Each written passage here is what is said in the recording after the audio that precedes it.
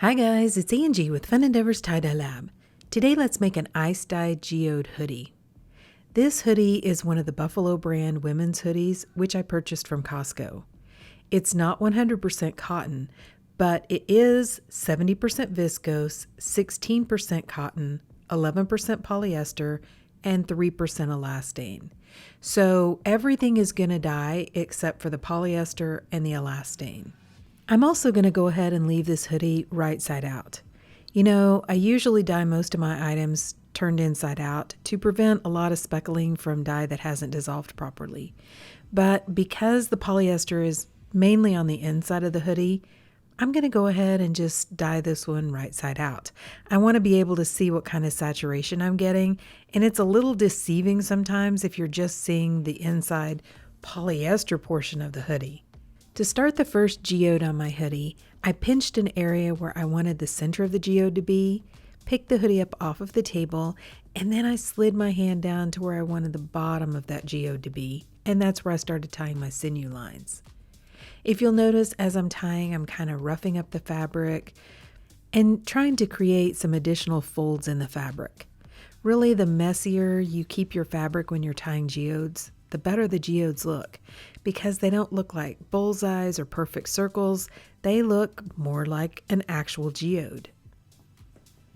Then as I get closer to the center of that geode, I'm going to push the fabric down inside, keep really trying to keep the fabric pretty messy as I tie the center of the geode. I'm using sinew because sinew is wax coated, so wherever I place these sinew lines, that area is going to remain white, or in this case, beige. The dye won't be allowed to get under that sinew line, and I'm going to have some really cool definition lines in my geode. I have a link down below in the description for this video for where I purchased my sinew. I'm going to go ahead and speed the video up a little bit more, but I'm going to tie geodes all over this hoodie, including the sleeves. And some of the geodes I'm going to split into multiple centers by just taking my sinew down in between the fabric and forming more than one center to the geode. It's tie-dye, so you can do whatever you want to do, and with the geode pattern, truly the more random it looks and the messier it is when you tie it, the better the geodes look. By the way, if you want to watch this video a little bit slower, you can click on the settings icon and change your playback speed. You can either speed it up or slow it down, whichever one you're more comfortable with.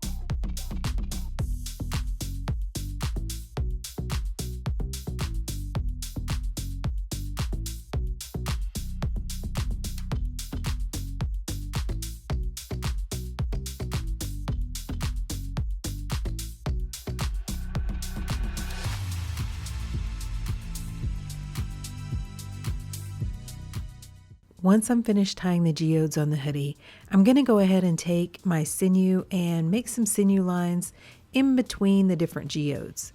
I don't have a lot of space in that area, but I'd like to have a little bit of definition there, so I'm going to place a few sinew lines in between all my geodes. Then I'm going to place the hoodie aside and allow it to dry out completely. I get better color saturation in the center of all my geodes if I apply the dye once they're completely dry. And if you'd like to have a little bit more information about this, I have a blog post out on my website which discusses this topic in more detail. And I have a link to my website down below in the description for this video. I have quite a few other blog posts out there that you might find interesting. And if there's a particular topic that you'd like to know a little bit more about, just drop me a comment down below and let me know. I'm always looking for ideas of what people would like to know more about. For this hoodie, I thought it would be fun to maybe try to make it a little more watercolor looking. So I've chosen a whole bunch of colors that I'm going to use on the hoodie, but I want it to have a softer feel. So I'm going to actually apply the dye over the top of the ice. And to do that, I've taken a plastic tub or tote, and I have 2 plastic baskets, which I purchased from the Dollar Tree dollar store. I'm going to place one of those baskets upside down inside of my plastic tote, and then I'm going to place the other one right side up with the hoodie inside. That's going to keep the hoodie up off of the bottom of the tote, and it's also going to have something to help keep the ice on top of the hoodie. In an attempt to achieve that softer feel to the colors, I'm going to apply the dye over the top of the ice. So I'm going to start by adding ice on top of my hoodie. Then I thought it would be interesting to try just randomly applying the dye colors over the top of the ice. I've chosen quite a few different red shades and gray-black shades.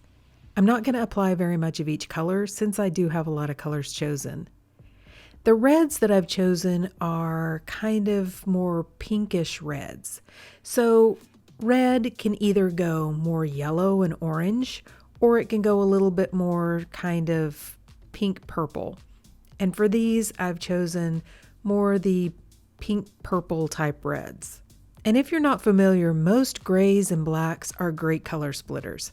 That's one of the reasons why I've chosen those colors to go along with the reds. I think red and gray goes really well together, and I want some really cool color splits on this hoodie. So let me tell you the colors that I've chosen. I'm using red wine from Pro Chemical and Dye, vintage red from Dharma Trading Company, and vintage red was a special order color or a seasonal color. You can still purchase that from Dharma, but you have to purchase it in large quantities. So if you don't want to do that, but you would like to have the color, there's a Facebook group called Tie-Dye Supplies Marketplace. And the people out on that Facebook group purchase the Dharma dyes in larger quantities and then repackage them down into smaller quantities. I've placed a link below in the description for this video to that Facebook page. Then I'm using burgundy from Dharma, aged wine from Dye Spin, red wine from Dharma, black cherry and cardinal red from Dharma, Bordeaux from Pro Chemical and Dye, epic black from Dye Spin, Stormageddon from Dharma. Stormageddon is also a special order color. Charcoal gray from Dharma, flint stone from Dye Spin, brushed steel from Dharma, and ashes to ashes from Dharma. And ashes to ashes is also a special order color. After applying the dye, I'm going to add a little bit more dry soda ash to the top and place the hoodie aside and allow the ice to melt. After the ice melted, I waited about 48 hours before I rinsed it out. I also didn't add any more ice or any more dye to the top of the hoodie.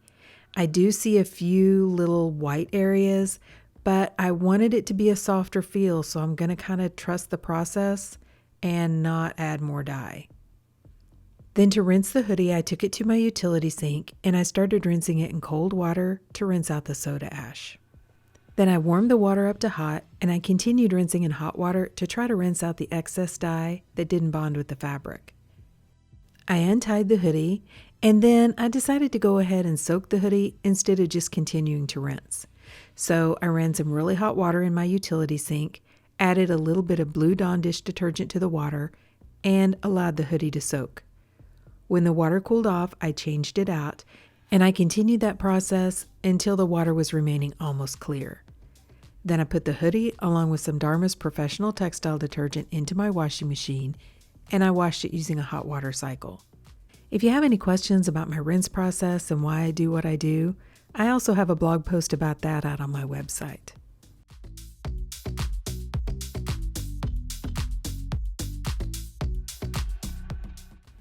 Okay, so the hoodie's been washed and dried, and let's see what it looks like. Okay, so what do you guys think? I think this one turned out looking cool. I think it has a softer feel than if I would have put dye on each one of the individual sections of the geodes. But of course, I did use darker colors, so it is still bright. It's just kind of a softer, flowy feel. I also have a lot of really cool color splits. Like I said, the grays don't disappoint, and some of the reds have pretty color splits as well. I do have a few areas that are lighter, but I was kind of expecting that because I could already see that on the hoodie before I rinsed it out. I don't really mind them though on this hoodie. I think they kind of break up some of the darker colors.